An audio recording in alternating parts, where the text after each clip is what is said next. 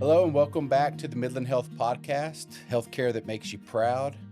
I want to remind everybody to subscribe to our channel, please. This is I believe, our sixth episode that we're recording, or seventh episode that we're recording. Um, we need subscriptions. We've got about 800 subscribers today. Our goal was to get to 2,500 by the end of the year. We're not quite near that yet. So if you're watching our podcast, if you're interested in the content we're producing here, please subscribe so that we know people are interested. If you have any comments on this video or any of our videos, feel free to drop a comment. We are looking at those. If there's a topic or a guest that you'd like to hear from, if you drop that in the comments, we'll see that and we'll see if we can put that together for a future episode. We will be recording these through the end of 2026, and then we'll determine, if we've got enough engagement to continue to doing these podcasts into 2027. So please subscribe and leave comments. Um, Great guest today, a timely topic for us. Our guest today is Dana Taylor. Dana is the director of the emergency department at Midland Health. Dana's been in the emergency department at Midland Memorial Hospital since 2007 and has had a number of roles during her time there. She started as a nurse intern, and then in 2008, she became a frontline staff nurse in the ER. In 2014, Dana moved to a clinical manager position in the emergency department. And then in 2019, Dana was promoted to the director of the emergency department. She led our ER and was a major contributor to our hospital during the COVID-19 pandemic, and leads every emergency event that happens in our community. It starts at her front door, and we're really lucky to have her and proud to have her on our team. Nobody better equipped to lead our emergency department than Dana. Dana holds a master's of science in nursing administration from Texas Tech University, guns up. She is a sexual assault nurse examiner. She'll talk a little bit about that. I think we were, for a while, one of the only ones in our area. She's a certified emergency nurse and certified nurse manager and leader. Welcome to the show, Dana Taylor. Thank you. All right. Well, let's start off. Just I gave a quick bio, but tell us a little bit about yourself, your history, what you've done, what you love doing in the ER. Just let the listeners know who you are. All right. Well, I never thought I would be a nurse to begin with. I actually was doing a lot of foster care and I was working in an orphanage, and the nurses there that I worked with said, "We think you'd be a great nurse." So that was where I started my journey. So I'd been a lot of other things, but when nursing hit, it was just the right fit. So you So weren't right out of high school into nursing no, school. This was a little bit later in life when you yeah. started your I nursing was in career. my mid 30s. I think I graduated in when I was 37. Wow, So the yeah, calling is always there. always there. I actually didn't know what I wanted to do. I applied for ER, OR, or L&D, and ER was just meant to be. They were the first people to call me, and so I started working there in my first year of nursing school, and it was just where I was supposed to be. I loved it. In 2008, when I graduated, I moved over to the main campus and got to experience what it was like there. It was much different than when we had the West Campus ER Mhm. open, a lot more fast paced, but I was welcomed there and I felt like that was just where God meant for me to be. So I've enjoyed every aspect of ER, from being a bedside nurse to being a charge nurse. I was a little leery about becoming the director.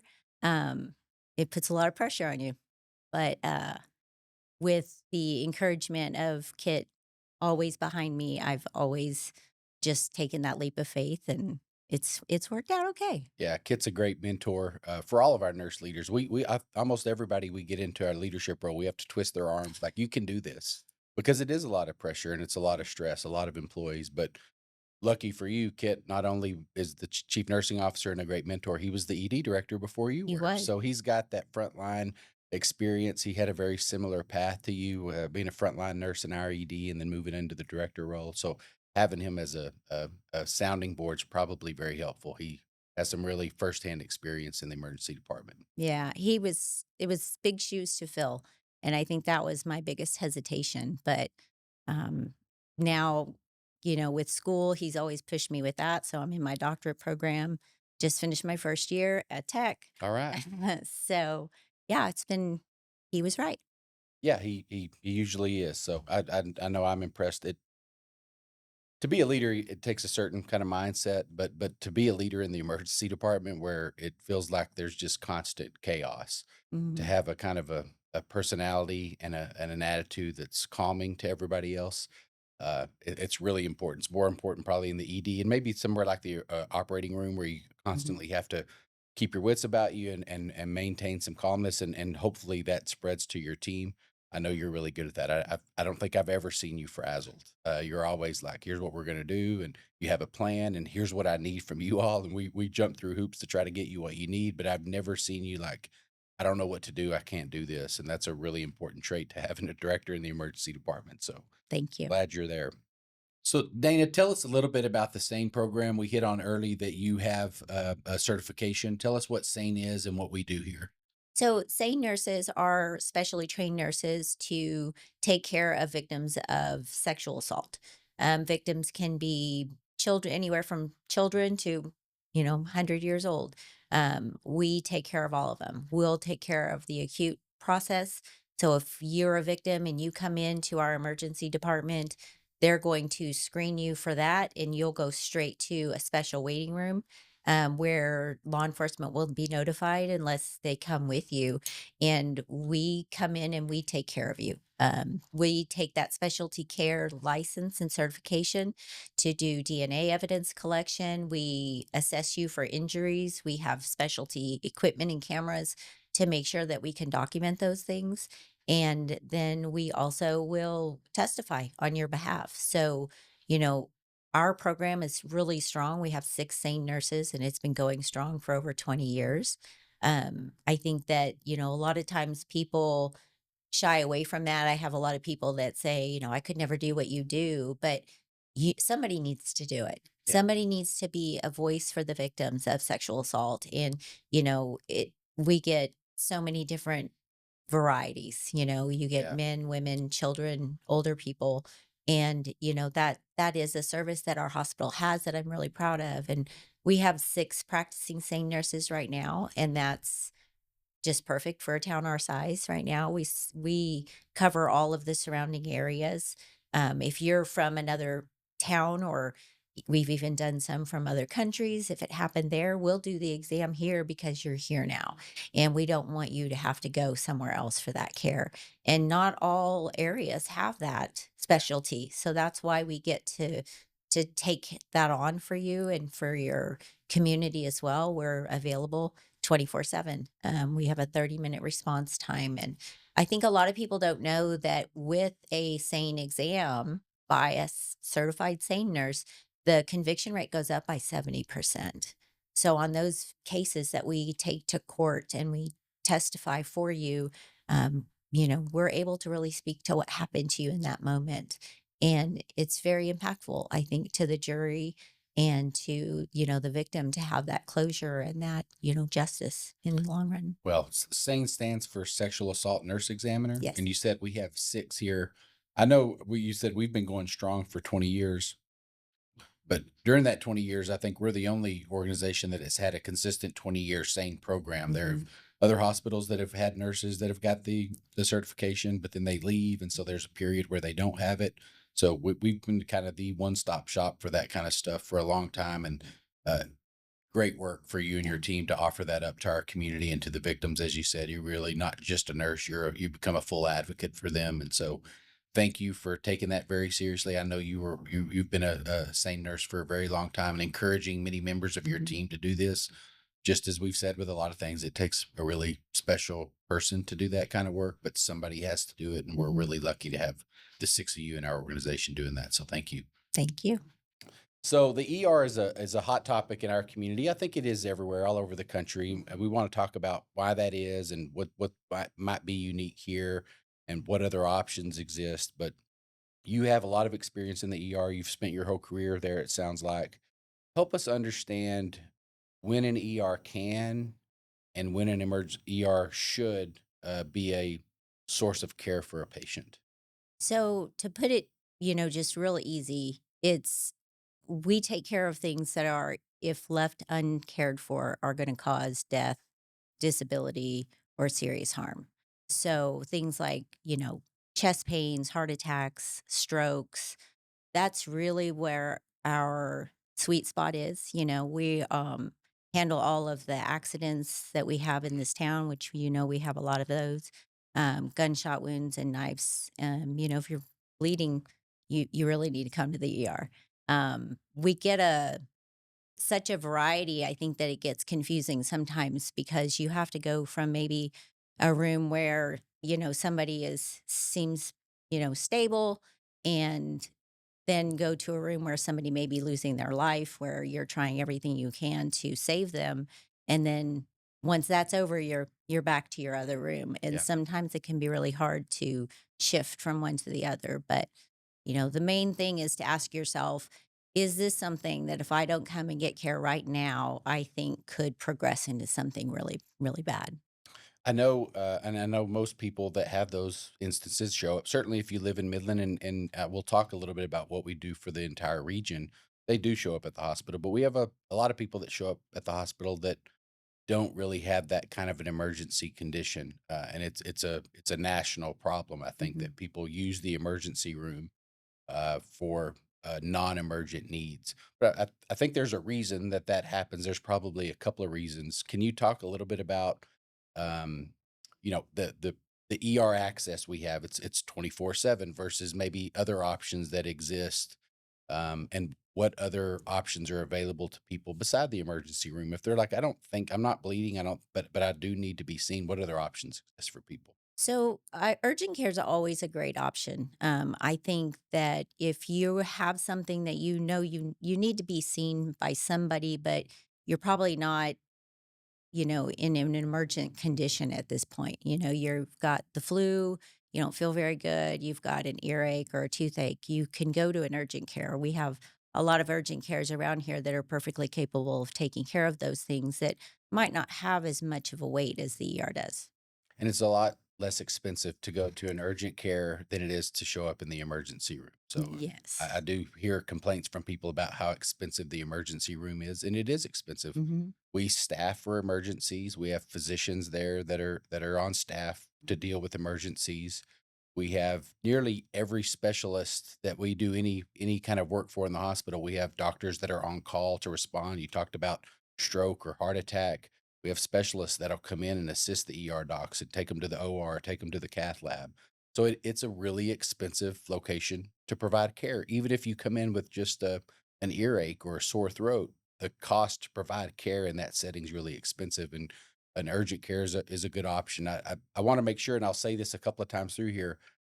I'd never want to discourage somebody from coming to the emergency room if they feel like they're in emergent condition. That's the last thing we want to do. We are there for emergencies, and we don't want people to say, I'm having chest pain, but maybe it's indigestion.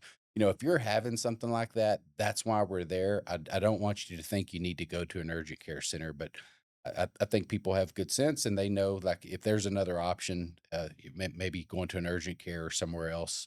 Maybe you can get into your primary care doctor. That's another thing we hear a lot is I just have a sore throat or I feel the flu coming on, but I called my doctor and they go, "Yeah, we can see you in 3 weeks." And I don't need you in 3 weeks. I need you now. So that urgent care option, they run extended hours, they run on the weekend, a lot of them do. So those are really good options, and they're much less expensive for the patient than showing up in our emergency department. So good advice. Um, so I think that's helpful for patients to understand that there are other options. We're here for emergencies. And if you show up with a sore throat or an earache and you come into our ER, we'll treat you. We don't turn Mhm. people away. There's laws about that. But I think our staff, once you walk in our door, we feel like, hey, you're our patient. We're going to do everything we can to take care of you. But let's talk about, what one other note I wanted to make, about options is 6-8 nurse.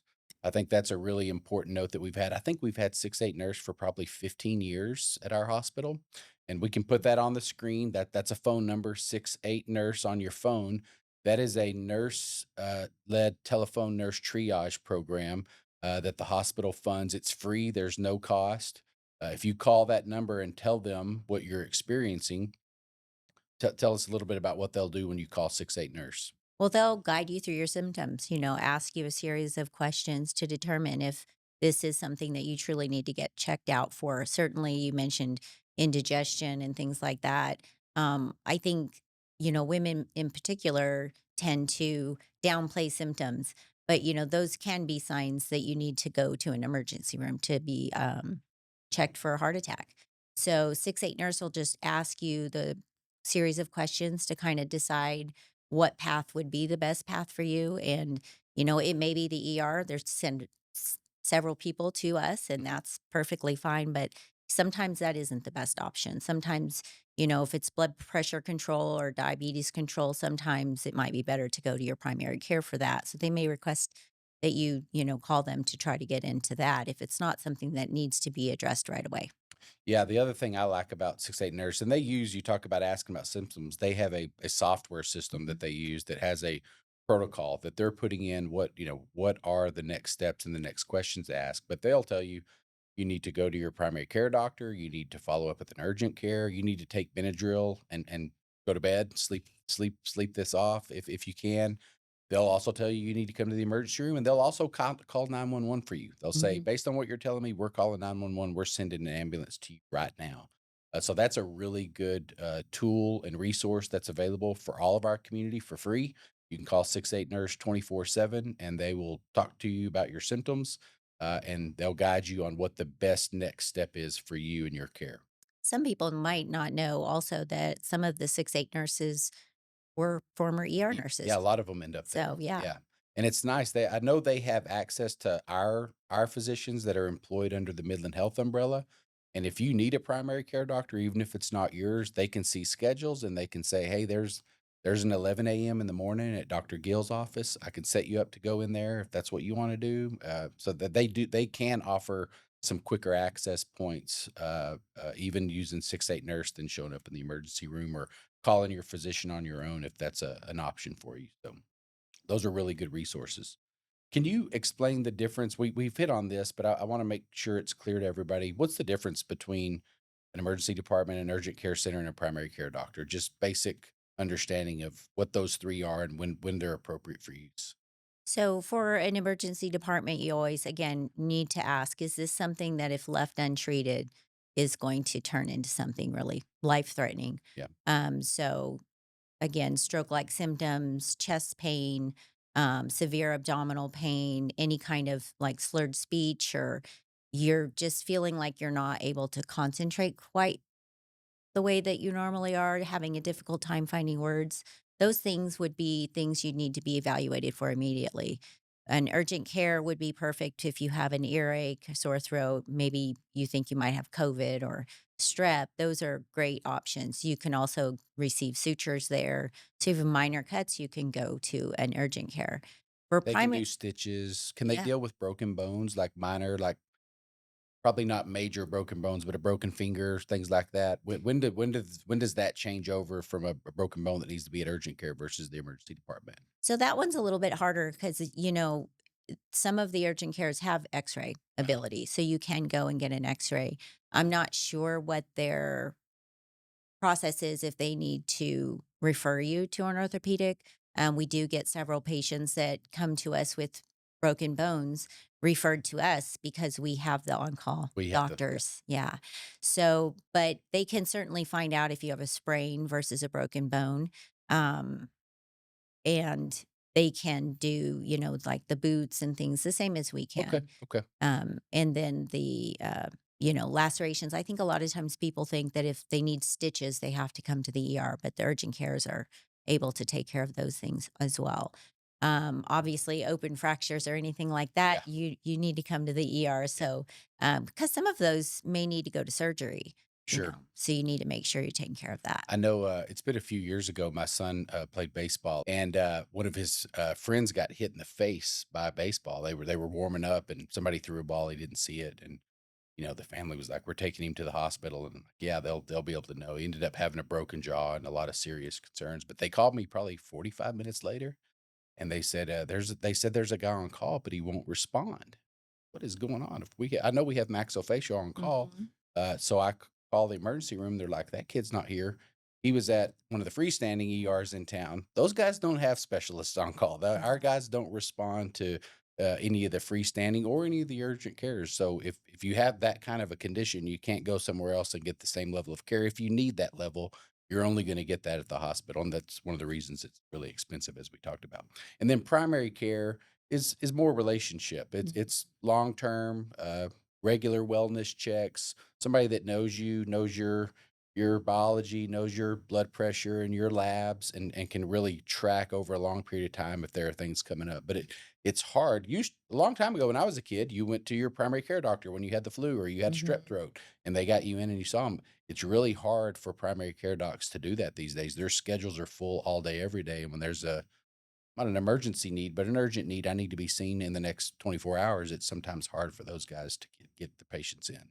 Yeah, and, they really are important to have established because coming to the ER because your blood pressure is high, it can be an emergency, right? Because if your blood pressure gets too high, you could have a stroke. Mhm. But for every day or every month management of your hypertension, it really needs to go through a primary care doctor because they can tweak your medicines to suit your needs. Whereas in emergency department, we're going to bring it down and then we're going to say, go to your primary care.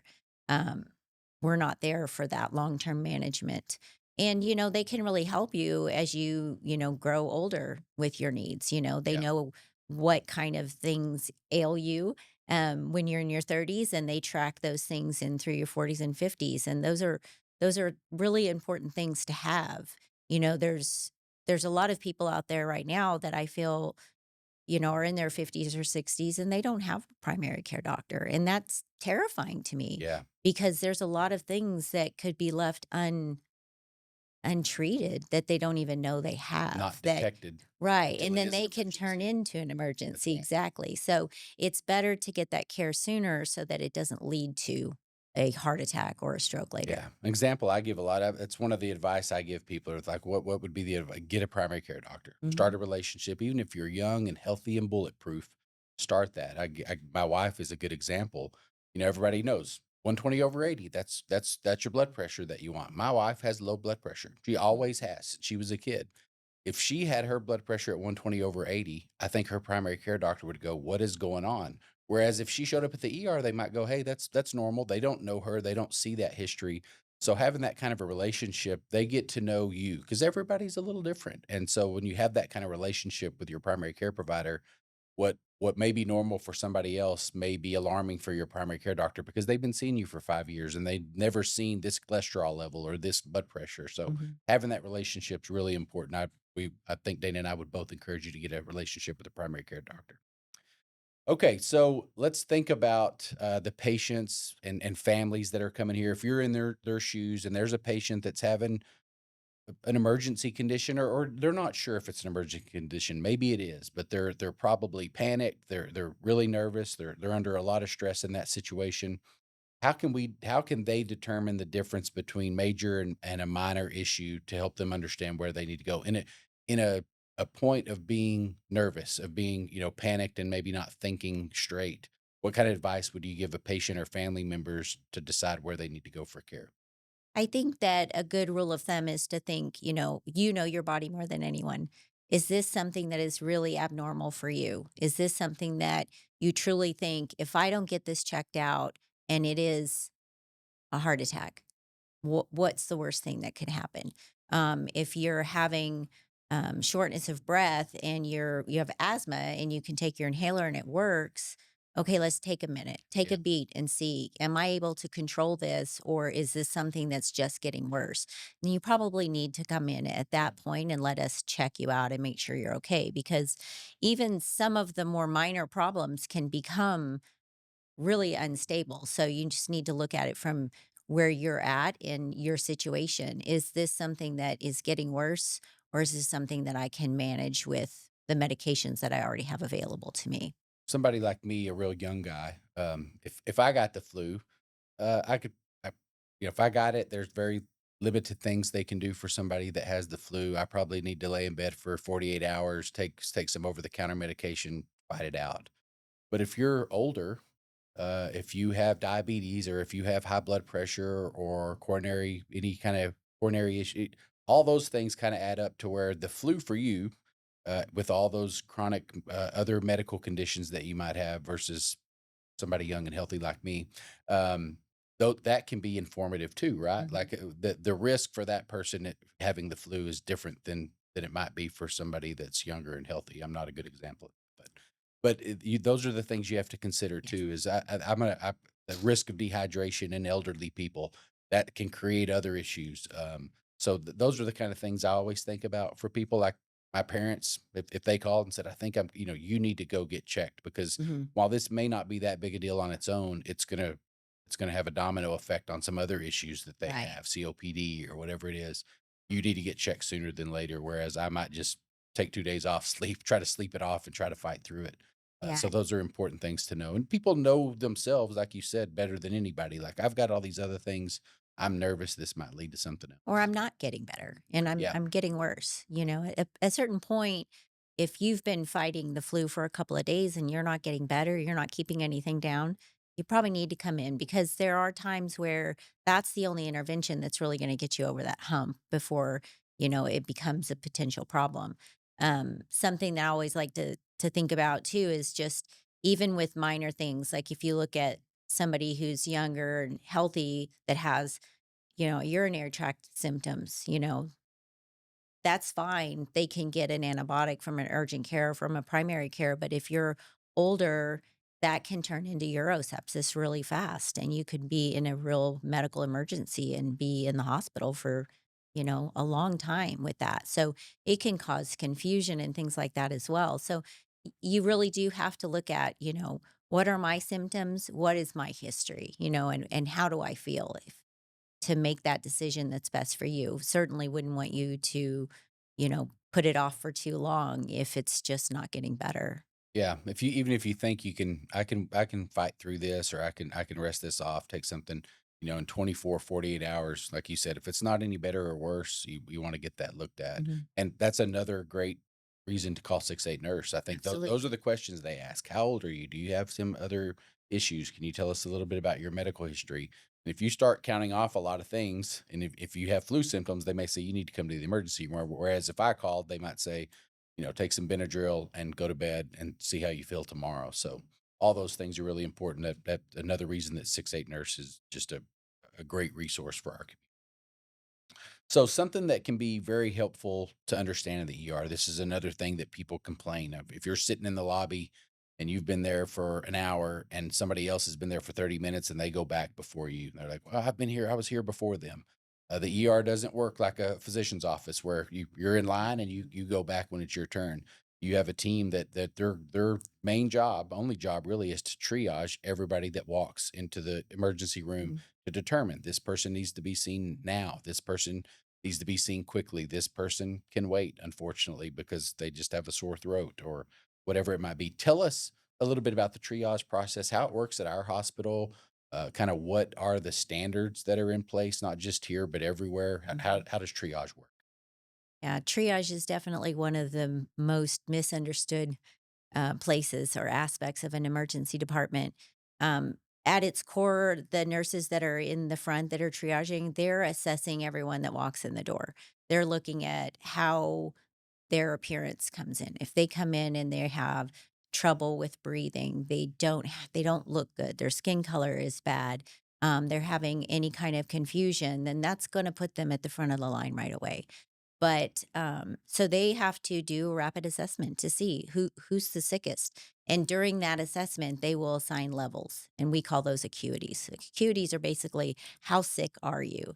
So that if somebody is trying to decide who in the lobby needs to come back next, they're gonna look at the ones that are assigned a higher acuity. We call them, reds or yellows or greens. So if you're in one of those higher acuities, you're gonna be one of the first people that go back to a room.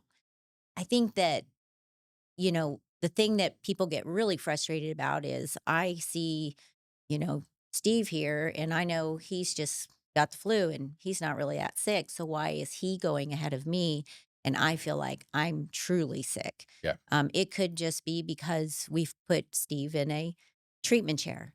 He doesn't require a private room. He doesn't require extra diagnostics like a CT or anything. So trying to debulk the lobby so you don't have um, 30, 40 patients in the lobby, but you can get those people that are kind of low hanging fruit seen quicker through just like a little hallway treatment space, whereas the people that need rooms and ultrasounds and CTs, they need a private room. And so, those we're landlocked. So we really have to guard those rooms a little bit for those people that are gonna be sicker needing that space. So you may wait because we're looking for the right place for you, where we can monitor you appropriately, put you on a cardiac monitor, you're closer to a doctor, and the nurses have fewer patients so they can give you more care than maybe somebody who's there with a sore throat needs. Yeah. I know we'll talk about some flow things and some of the things that we've done, but another thing I think that's important for people to know is we the how busy our emergency department is, and every emergency room will tell you they're busy, and I have no doubt they are. I'm not here to argue, but I know how many visits we see. I know how many ER visits our friends around us that we all do a lot of work with at Medical Center and Hendrick and Shannon and San Angelo. And I think last year we did almost 71,000 visits. The year before that, I think we hit 73,000 Mhm. visits, which was the highest that we'd ever had. So it's around 6,000 visits a month, and Yes. uh, a lot of other people that I know, I can't tell you every individual one, but they're more 4,500 to 5,000, and that's a busy ER too, don't get me wrong, but 1,000 more visits every month, and so we've tried to make some improvements in how quick we get people back. You talked about chairs in the lobby as opposed to a full room, and I know we've gotten some feedback. We've seen some of that in our Google reviews. I didn't get in a room, I was just in a chair, which we'll talk about that. But I wanted to hit on the triage process. It's not a perfect science. No. There are times where maybe somebody should have went back sooner than Mhm. they did. I think you guys learn from that and you address it. You do the best you can with the information that's in front of you, trying to make sure the people that need the care the fastest are getting it. But it is imperfect. I would say you guys probably get it right way more than you get it wrong, but I think every now and then there is a case that Mhm. somebody said that person sat in the lobby for an hour and they probably should have been back here in 20 minutes. And I think everybody acknowledges those things and we try, what did we miss? What was there? And sometimes people can progress. They present with minor symptoms, and while they're waiting in the lobby, they can really take a turn for worse. So all those things contribute to that. But it's an imperfect science, but that it's a really important part of what the ER does. Is that very first step is to try to triage you, and that's to make sure that if you are having a stroke or you're having chest pain, that you're not sitting in chairs for a couple hours. We know who is really in an emergent condition, and we get them back and treated as quick as we can. So Yeah, I think, we have to remember too, we're human and humans are going to make, mistakes. Certainly that's the worst place to make a mistake. And the nurses are always striving to be better. But also, there are medications that sometimes can mask some symptoms. So if I do your vital signs and you're on a beta blocker, you might not have tachycardia, which would be more alarming to me right, of more serious conditions. So sometimes it's things like that. I think, one of the most important things is for patients in the lobby if they are getting worse, if their symptoms are getting, a lot more severe, they need to just communicate that yeah. to the staff and they'll reassess and take it from there. Tell me a little bit at that triage when you walk into the emergency room. Give us just a quick example of what you experience. You walk in our front doors and you present to the desk. Who's there, and what are they asked to begin with to kind of do that triage process? The first thing they're going to ask you is what you're there for. And who's going to ask that? The nurse. We There's have we don't have a clerk at the front desk checking people in. There is a registered nurse that sits yes. at that front desk that's asking these questions. That's what I wanted to stress is Mhm. this isn't a secretary that's kind of putting people in a queue. It's a clinician. Yes, and it's not a new nurse either. It needs to be an experienced nurse who's had the proper training for triage. They are trained to do that across the room assessment to be able to see when you walk in the doors, if you're likely the most critical patient. If you come in and you're somebody that they feel is in imminent danger of dying or serious disability, they'll take you back right away. They alert the charge nurse on a radio. I need a big room. You're going to go straight back. If you're not somebody who's walking in that I can tell from just looking at you that you're about to pass out or something bad is going on, then they're going to assess can this patient do they need to go to a room, maybe not a big room, or can they be triaged, by the triage nurse? Because The first nurse is a pivot nurse. And that nurse is the one that says sick or not sick. First discussion, first decision. If they're sick, of course, everyone's sick, but sicker or not sicker. If they are not as immediate, then they go to a triage nurse. The triage nurse is in another room away from that. So you can have more private Private conversations, conversation. yeah. They'll triage and then they ask again, is this, based off of the information I just got from this patient and their vital signs, are they sicker or not? More sick or less sick. More sick or less Yeah, sick? So if they're more sick and there's a room available, they're going to go straight to a room. If they're less sick, sick. but Yeah. can do it, they'll put them in a chair. That is called a flow zone. And the reason for that, we put that in place so that the doctors could get onto them quicker. Um, Previously, nurses were doing a lot of protocols in the lobby based off of you come in for abdominal pain. I'm going to order a protocol for abdominal pain, which would be labs, Mhm. urine, so that we could start to see how those look, to see who's of the abdominal pains out there needs to come back first, or at least things we're processing while we tried to find your room. But now, we want the doctor to get involved in your care quicker. So the way that this process was set up was so that the doctor could come in as soon as triage was done and see you themselves and assess you themselves. And then they put in the appropriate orders for you. They also will help with the nurses to decide, does this patient need a private room or can this patient stay in a treatment chair? Part of the reason for the way that we changed the flow to have the treatment chairs was because our admission volumes have increased so much in the last several years, um, which is it goes along with people are sicker. Mhm. People are waiting Growing to come community. in until they're sicker as well. And so, there are a lot of admissions. And so we really try to save the rooms with the beds for the patients that are going to be waiting to go upstairs or who, need that cardiac monitoring. So that decision gets made with the physician and the nurse there in that moment. What I like about that flow zone, even though that's one of the things, it's different for us, and we do have people that come to our emergency room a lot, but they've said, now there are chairs in hallways. I'm not being treated like a real patient, and I understand that, but as I said, we're really busy, and what we don't want to happen is people leave. They come in, they check in. I'm having my stomach hurts. They could have a gallbladder or so.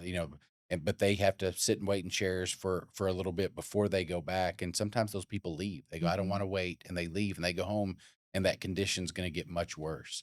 I know our team tries to follow up with those people. When somebody leaves, our staff will call and say, "You were here, you left before you were seen. Are you okay? Did you get better? Do you Mhm. need to come back?" That's a really important part of our process, but that patient that maybe we would send back to the lobby 6 months ago and say, "We'll hopefully get to you in an hour." Now we're putting those people in a chair in 20 minutes and we're starting a lab. So Mhm. you're already 40 minutes ahead of where you would have been if we'd have left you in the lobby. So that person's sitting in a chair in the hallway, but we're able to really start treatment and Mhm. and determine, like, you know what, your labs are normal. There's this. You need an antibiotic. We're going to write this script, and you leave from the chair, as Mhm. opposed to waiting another hour, getting in a room, taking a resource that really maybe somebody else maybe had a bigger need for. I think it allows patients to be seen quicker. That's Mhm. our goal, is to get everybody seen quicker. And as you said, kind of debulk. There are emergency cases. There are people that have come to us, maybe not in a great emergency, less sick, as you said, but they're here, and we're going to see them and we're going to treat Mhm. them. Having those chairs allows you to get in and out faster, and if we can get you in and out faster, everybody else gets in and out faster. So I think we're still working on it. We're trying to tweak it and make it better, but we acknowledge that our emergency room is extremely busy. We have patients that we're holding for inpatient beds, and we're trying to find the best way we can to deliver the best, fastest care that we can in our emergency room. And I'm proud of our team for trying new things. That's sometimes the hardest thing. What we have done works. We don't want to change. They've made some changes. Some things haven't worked. Some things have worked really well. Still working through that, but I know it'll continue to get better because I think our ER volume's probably just going to continue to go up. And Yeah, I would agree with that. And change is hard. It's hard for the nurses, it's hard for the physicians to get used to the change as well. So there've definitely been some growing pains, but since we implemented the process of getting the patients in front of the physicians quicker, we've been able to turn our, you know, have less left without being seen patients. We have a quicker door to doctor time. It might not be within 30 minutes for every patient, but for if you calculate over 6,000 patients, if our average is 30 minutes, then we're doing pretty good Yeah. considering we were a lot longer then. So it's definitely safer. It's safer for the patients, it's safer for the nursing staff as well cuz they're not left with those decisions of, who needs to come back. The doctors are able to really help guide us and that's what they're there for. Yeah, it's good for people to know. You hit on a couple of metrics we talk about a lot and that we track every day in our emergency Mhm. room, which is how long did the patient have to wait? What's the door to dock time whenever they were able to see a physician? We track that left without being seen number. What Mhm. percentage of our patients present to the ER and leave before they see a provider? How long does it take to get an admission from the ER to the critical care department to the med surge floor? We track door to discharge. If you're getting treated and you go, we have a number of metrics that we track every day, and we keep them in front of the nurses and the physicians so they know how they're doing. But we do track this. We don't just kind of fly by the seat of our pants every day and really not know how we're doing. There are national metrics and benchmarks out there that we measure ourselves against to see how we're performing. And when we have an area that's underperforming, we go, okay, we've got to try something to make an improvement here. So our team's always working to get better. Um, so I think we've talked about the changes in the ER, the flow. Anything else you would want to talk about with the changes that we've gone through in the ER recently and recognizing kind of the activity we have in our ER and what we're seeing? Yeah, I think that, it's important for people to remember that, ER nursing is hard. Nursing is hard. I have been in the ER for 19 years. I've seen a lot You of ever been different kicked? You things. ever been punched? Yeah, You ever had I've been spit on, I've been yeah. pinched. Yeah, sometimes you're really good at avoiding those things. But I think that Midland has grown so much and there's just so much anger right now. And so I think that's been highlighted in the last week with the workplace violence we've had. And, no nurse ever wants to go to work to get a pot of coffee poured on them, Yeah. and nor do they deserve that. They're there to help you through your worst time or your best time. I mean, we've had spontaneous babies born, Yeah. and it's really sometimes difficult to transition from one to another, but when you're coming into work every day worried that somebody's going to be violent against you, really it makes you consider like is this really what The it's going to career. be like Yeah. now, Yeah. And so I would just say that, to patients that are coming in, remember, there are some days where we have 20 plus patients that come in 1 hour. And you might not see all of the activity that's happening, but I promise you it's happening. We get patients from every door that comes in through the ER, from the inpatient side to the ambulance to the front door. And we're trying to manage all of those patients. And sometimes there might be a patient that's being violent. It's going to take a lot more staff. A patient that is, had a traumatic accident, it takes a lot of nurses to do that, and sometimes it pulls staff away from other areas to care for those, but they will come back and they will care for you as best they can. Yeah. So if you have concerns, if you're upset, use your words, give a little grace to the nursing staff, ask questions, and they're there to care for you. They come in to care for you. They want to care for you. And our goal is to see every patient that comes to us and give them the best care that we can give them. Yeah, I'm glad you brought up the workplace violence issue. We did have a patient that threw very hot coffee on one of Very. our nurses just a week, 10 days ago. Mhm. And those things don't happen every day, but it really just takes one of those to really shake the whole department because you all are there. We said in the very beginning, it's a calling. You guys Mhm. are there to serve, and you have a servant's heart. And you're really trying to take care of people at their worst time, and oftentimes not just treating the patient, but the family that's with them that are all very nervous. And you're all called to do that. You're doing the absolute best that you can. And so when you have an experience like that, it can really shake you. That I don't know if I want to do this. And there's a difference in um, medical kind of conditions where, people that come out of anesthesia that come out kicking and screaming. Mhm. That's a different kind of event than somebody that comes in and spits on you and throws coffee on you or kicks you when you try to take their blood pressure because they don't want anybody to touch them or see them, even though they have presented our emergency room. It's a hard job, and I really admire emergency room nurses. I admire all nurses, but it is a very tough spot to work, and I think it takes. We said very early on, it takes a specific kind of Mhm. person, I think, to work in that environment. So, when you come into the ER, thank your nurses. Tell them thank you. Show them some grace. Ask questions. They're there to help you, but I promise you, they're all there. The physicians included in that. They're all there to help patients. That's why they're in that emergency room. So give them a little grace when you come in. They're doing the best that they can. So I want to hit on one more thing before we wrap up because we're recording today. It's Wednesday, June 17th, I believe it is. So about 5 days ago on Friday, we had a mass shooting in our community.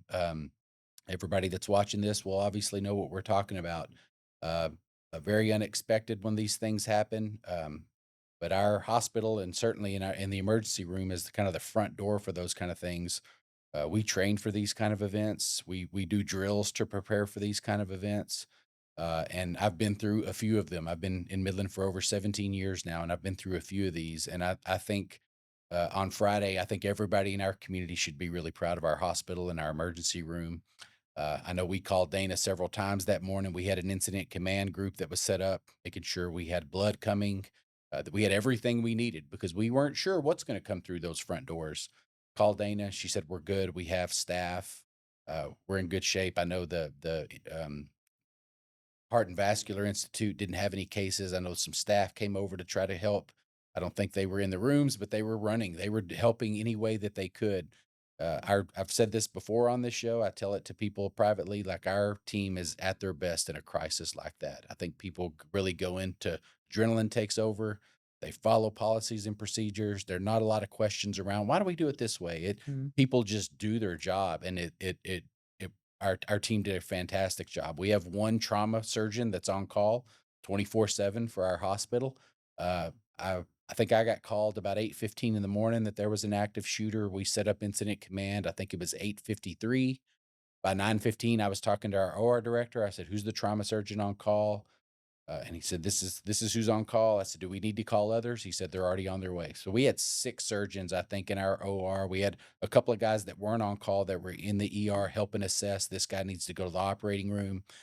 So our nursing staff, our physicians, in a crisis like that, they always perform their best, and I went home, obviously a very tragic, day for our community, but I was very proud of our team and the work that we did during that event. And it all starts in the emergency room with you and your team. So thank you for your work Thank you. last Friday. It was a very hard way to end a hard week, but the team was amazing. The focus that they had, it was just we had very little notice. I think this is probably the least amount of notice we've had on something tragic like that. Um, as soon as I got the call, I went around to tell everyone we're on lockdown. Nobody Mhm. leaves, nobody comes. And I think as soon as I left triage, that was when the first victim pulled up. And so we got the victims very quickly, and it was amazing. I looked up and there were nurses there. There were doctors there. There were inpatient nurses there to help with the admission holds that we had.